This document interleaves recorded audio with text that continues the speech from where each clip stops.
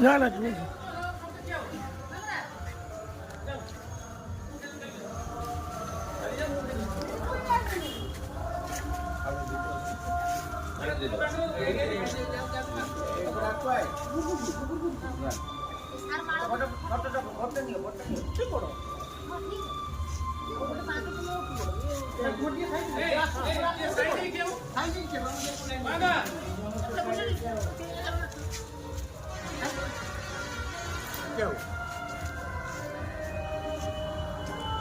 আরে পাক করছ ফাঁকা রুজি না আরে ঠিক আছে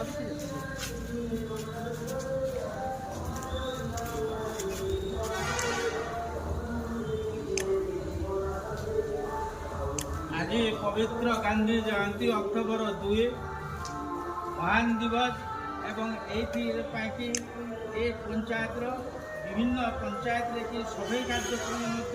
সেটি হচ্ছে তেণু এ জয়ন্তী গান্ধী জয়ন্তী অবসরের কি আজ আমার পাগ খরাপ সত্ত্বে এটি আমার দেউড়গা ডিপিরে কি আমার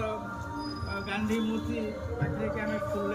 পুষ্পার্পণ কলু সেপাই মু ধন্যবাদ দেছি এবে গৌতম বাবু পদে খালি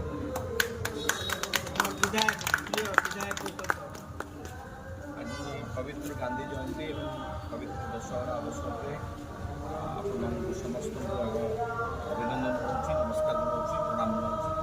আমার পাখে অনেক রাষ্ট্রীয় গৌরব পুরস্কার প্রাপ্ত প্রগতম সরপঞ্চ জনে সমাজসেবী রমাকান্ত বাবু এই পঞ্চায়েত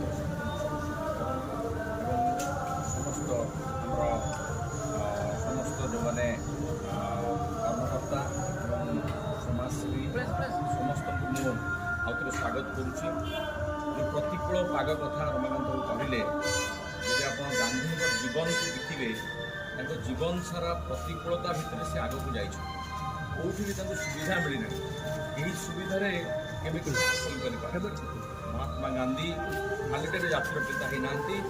ଜାତିର ପିତା ହେବା ପାଇଁ ତାଙ୍କୁ ଜୀବନର ପ୍ରତିଟି ମୁହୂର୍ତ୍ତରେ ଥଳ ଥଳ କରିକି ସଂଘର୍ଷ କରିବାକୁ ପଡ଼ୁଛି ନିର୍ଯାତନା ସହିବାକୁ ପଡ଼ୁଛି ସାଉଥ ଆଫ୍ରିକାରେ ଯେତେବେଳେ ସେ ଯାଇଥିଲେ ଓକିଲ ହୋଇକରି ସେଠି ତାଙ୍କୁ ଟ୍ରେନ୍ରୁ ଧକ୍କା ଦେଇକି ଠେଲି ଦିଆଯାଇଥିଲା ସେତେବେଳେ କଳା ଲୋକମାନଙ୍କର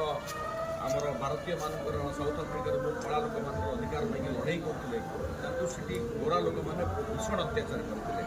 ସେସବୁ ଗାନ୍ଧୀଙ୍କ ଜୀବନରେ ଅଛି ପଢ଼ିବା ଜାଣିବା ଆଜି ତ ସେ ସମୟ ନାହିଁ କହିବାର ଯେତେବେଳେ ସେ ଭାରତକୁ ଫେରିଲେ ଜାତୀୟ କଂଗ୍ରେସ ସେତେବେଳେ